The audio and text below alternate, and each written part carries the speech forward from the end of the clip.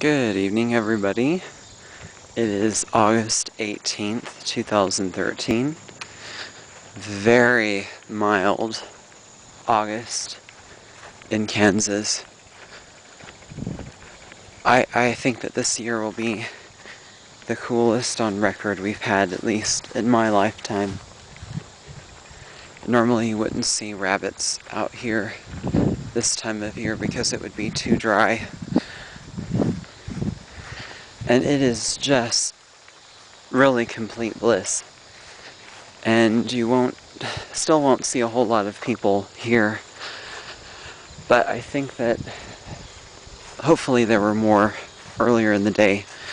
It's maybe approaching 7 o'clock. And a lot of people are at home watching games and things. It's getting into pretty heavy sports season for football. Don't ask me if it's professional, college, or what. I have no idea. And I think baseball's coming to an end, so there's a lot of that going on. I really don't know anything about that. And I was just riding around my university, my alma mater university, Washburn, a little bit ago and watching the new students get acclimated.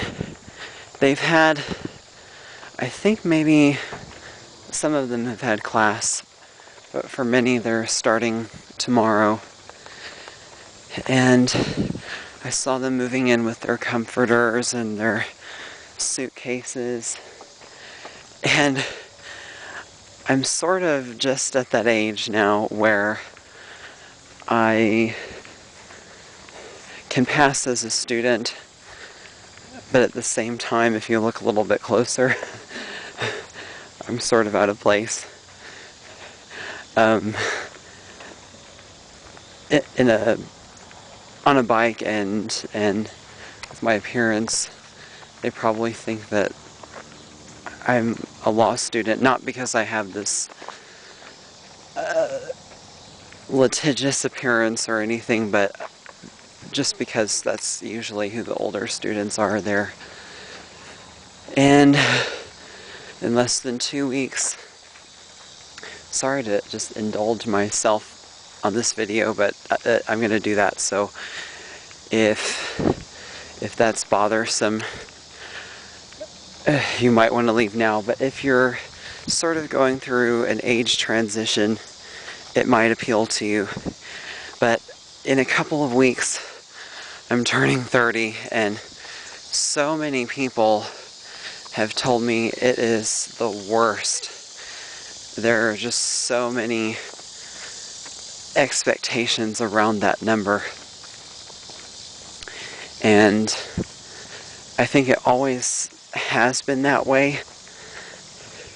And it's strange to think that for however many thousands of years, that was about as long as you would expect to live. And I refer back to Cloud Atlas, the book where in the future scenario, in the 24th or 25th century, when humans had rejected a technocratic type dystopia, they had reverted back to living only like 35 or 40 years usually. And when they were visited by an extraterrestrial human visitor, they were astonished that she was in her 40s. But anyway, seeing all those students was quite prescient for me. Then, earlier today, I went to my 87-year-old grandmother's mega farm, and I used my mom's car to go there because my car really shouldn't be on the road at high speed and great distance, and I've been holding off on purchasing a new one. And So my cousin, who's really awesome, came with his 3 kids. I was kind of entertaining them and just seeing what they're up to, and then I found out that people have been asking how much money I make. I don't know if it's in the family or outside of the family, because my decisions and my position are really baffling to a lot of people. I do have a master's degree. I always had very good grades after high school, and I've traveled to 30 countries almost always by myself the last 8 years. And then I come back and work for this publisher and don't buy a new car and stuff like that. They don't understand that in the Midwest for the most part.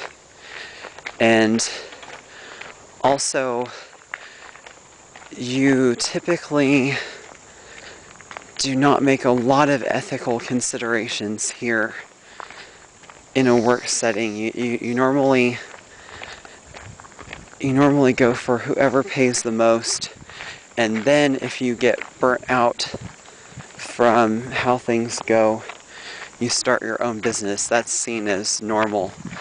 But if you sort of hold yourself back in any way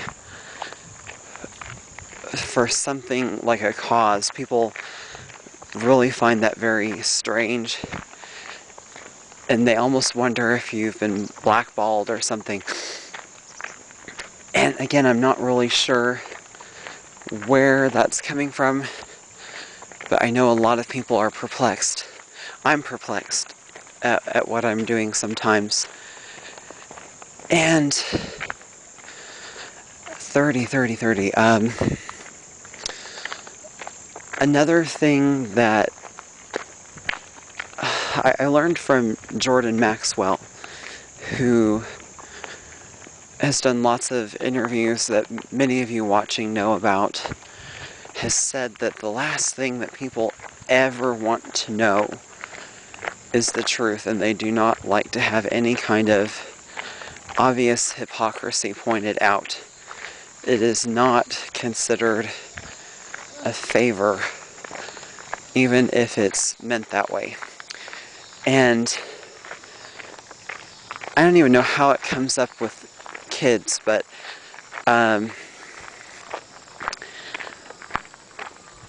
I always try to get a little bit into the health issues because I want to support parents' obvious desire to make sure that their kids are not eating candy and synthetic food too much. And I did this today, and my whole thing is high fructose corn syrup being bad. And to my understanding, this is essentially banned in Western Europe. And in Canada, I don't think it's banned, but it's just not as commonplace. It's getting to be just as much as here, but as a rule, there's just a little bit more of a education about those things.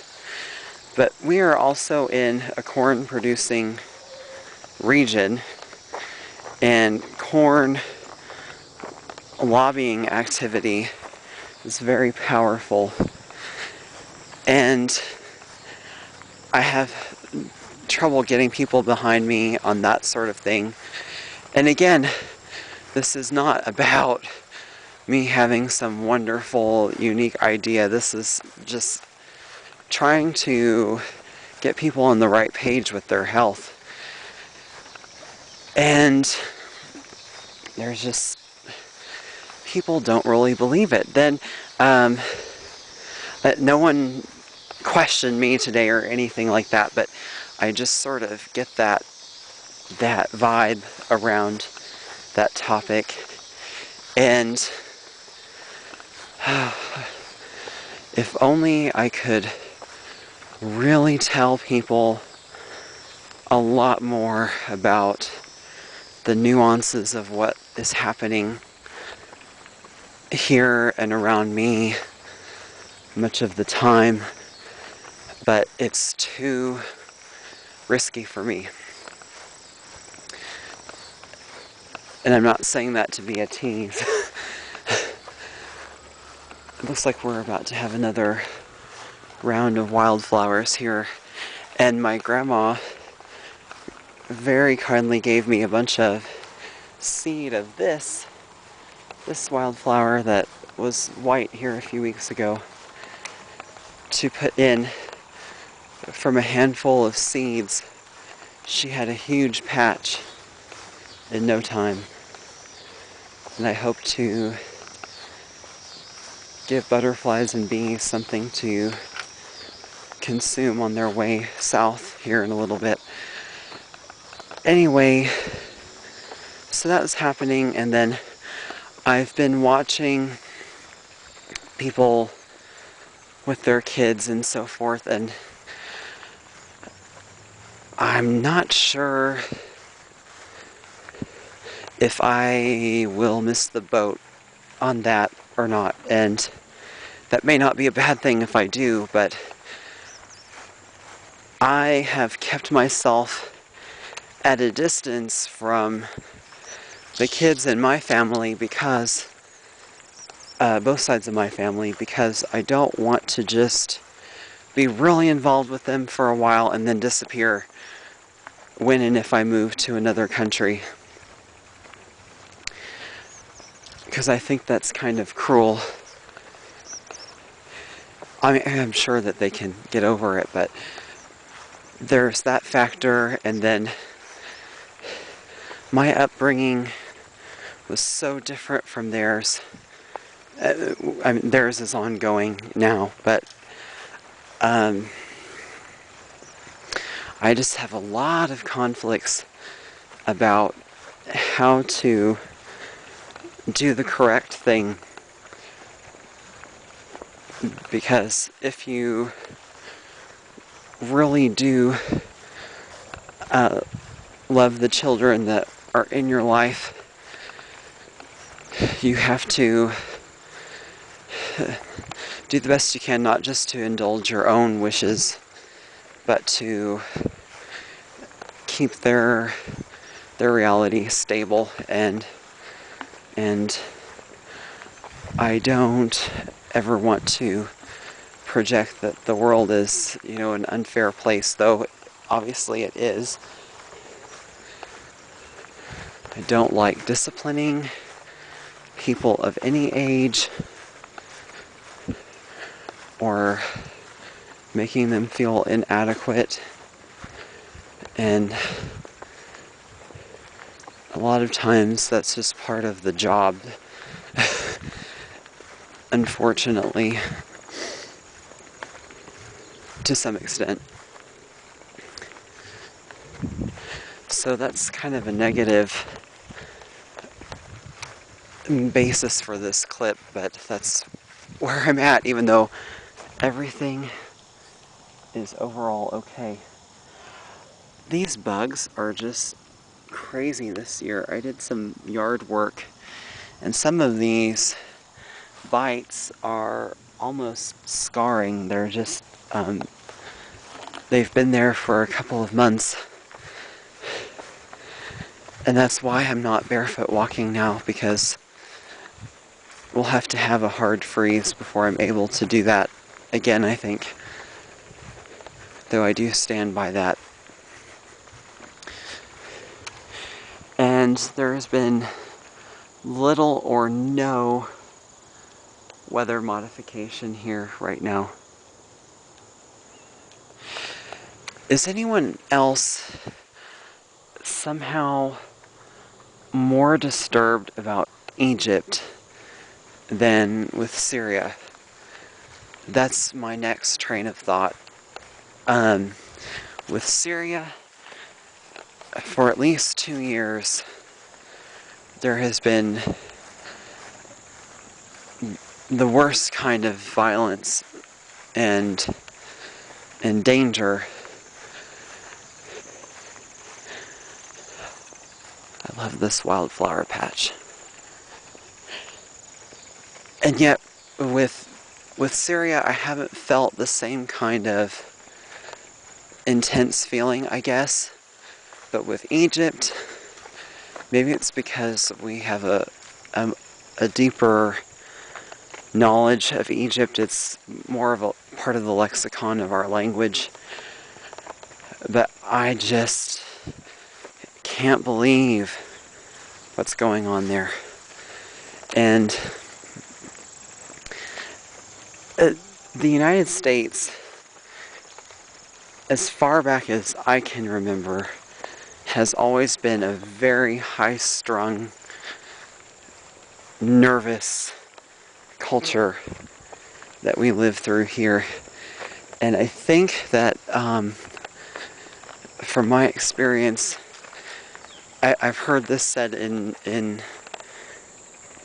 nonfiction works, that this is the most spiritually sensitive continent on the planet. And that, combined with our financial relationship to a lot of the conflict in the world, it's affecting people on some level, even if they're not educated on what's happening. And I don't typically feel hopeless or down in a lasting way, but this particular round, I really am not sure what could help. The only thing that sprung to my mind was blasting really pleasant, upbeat pop music into these crowds. I have been watching, I don't remember how it started up, but I've been watching the original video of Cyndi Lauper's Girls Just Want to Have Fun. And there's quite a history behind that video. It was made for $35,000 in 1983, just around the time I was born. And most of the people in the clip are office girls who worked for the record company, a few record executives, and Cyndi Lauper's real mother plays the mother in the video. And that song came to mind because basically that was about ending patriarchy, not just for women, but patriarchy, the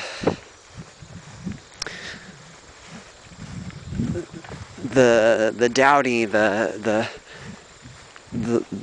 oppressive parts of convention, the humiliating uniforms that people have to wear in a work setting. The parents just totally trying to protect her from dancing all night and a nerdy boyfriend that will bring her daisies. It's crazy. I think we've all experienced that on some level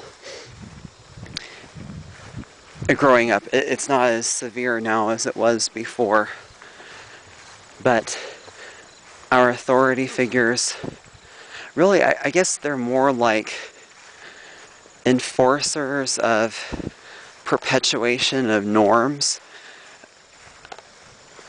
really do have our best interests at heart,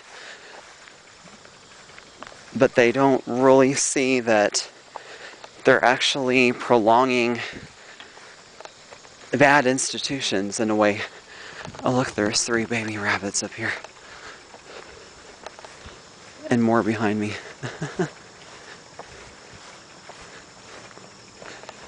This is where that pond is.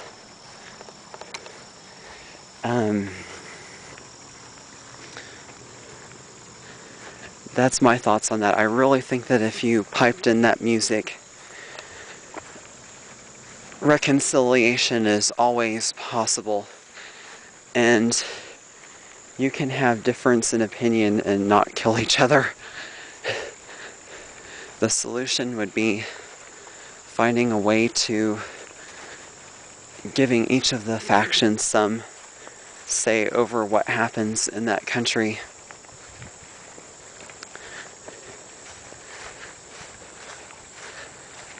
Oh, there's some people walking. That's unusual. But I've started saying more and more that people need to read more and react less. And I think that would kind of keep a lot of bloodshed from happening.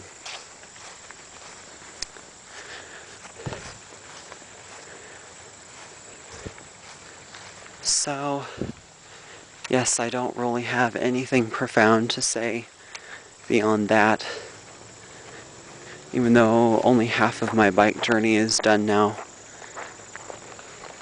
I do need to give you a clip as a heads up for a new tarot article I did about Angela Merkel, who it appears is most likely to, through her party, win re-election, provided that she does not fall into a trap, which you can see in that article. And I'm curious if you think, as passive viewers, how best I shall further radicalize myself in the work and opinions about natural health go. Anyway, I appreciate your viewership and have a great start to your week. Bye.